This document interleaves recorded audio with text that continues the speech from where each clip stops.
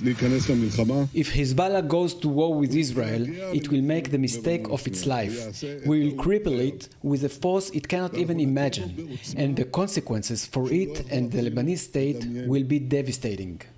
That's Israeli Prime Minister Benjamin Netanyahu, of course, warning Hezbollah against opening a possible second front in the north.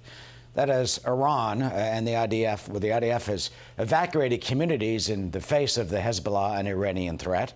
And fears are growing that there could be a second conflict up north.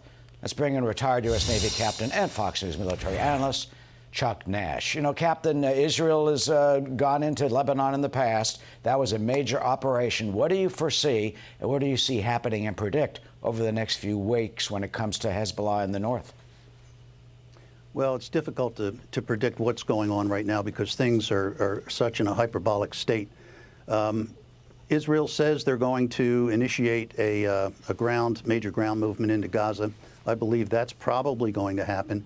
Whether Hezbollah decides to get involved or not, that's up in the air because the one thing about deterrence is convincing your enemy that if you act, that the enemy will be totally destroyed. It's going to fail and they're going to be totally destroyed. And to get there, you have to have a credible force. You have to make the enemy believe that you will use that force, and you need consistent messaging. The Israelis are doing all of that. If they were to have a two-front war, that would be bad. If during that two-front war there were major uprisings in the West Bank, that would be disastrous. And the Israelis, as is pretty much widely known, they have nuclear weapons. They're not going to go down without taking a lot of people with them. So the deterrence is going to work against Iran because Iran knows that they could get wiped out too. So I think the Iranians are, in the end, going to put pressure against Hezbollah to not get involved, not widen this thing anymore. As far as all of the force structure that the United States has put into the Mediterranean, and it's still building, when this is all over, Eric, we're probably going to have 15 ships and 3 submarines cruising around in the Eastern Atlantic. Now, or the Eastern Mediterranean, sorry. That sounds like a credible force, but the Iranians, they're missing our consistent messaging. We've been lifting oil sanctions. Right after this administration took power, they restored funding to the Palestinians. So our messaging's been off. Do we have a credible force? Yes. Do they believe that we would use it? Don't know. I think Senator Ricketts on Fox just a little bit ago was spot on with his analysis that he thinks the deterrence is down, and we've thrown all this stuff against it in a desperate attempt to try to claw back that deterrence that we've wasted away over the last couple of years. Let's go back for a moment to what you referred to in terms of Israel's nuclear capability. Yep. That is the final line. Do you believe actually that that could be a potential, or at least that Tehran knows that and that they will stop at some point and go up to a line, but try to avoid this conflict from going nuclear? Absolutely. The Israelis have deployed their submarines. They've got cruise missiles. They've got nuclear warheads. If the Iranians are dumb enough to try to do that, now they may all want to go down in a ball of fire, but I don't think so. They're smarter than that. I think the Israelis right now are the ones with the true deterrent capability and the true deterrent effect. We are there as a sideshow, like I said, trying to desperately claw it back. Now, we can be helping Israel, and we undoubtedly are, with intelligence, communications intercepts.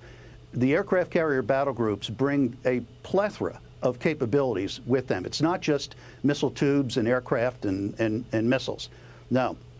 It's intelligence gathering, it's electronic intelligence, signals intelligence, plus with carrier battle groups stationed there, you can bet that there are other theater airborne assets and maybe even some national assets that are adding to that intelligence collection capability, and we are undoubtedly sharing most of it with the Israelis. What happens if the U.S. uses some of that firepower? Let me play you a soundbite from Senator Lindsey Graham. He's in Tel Aviv, and a bipartisan group of senators who are there, and he raised the possibility of bombing Iran's oil fields to, as he says, put them out of their oil business if indeed they start a two-front war, they start a war by Hezbollah.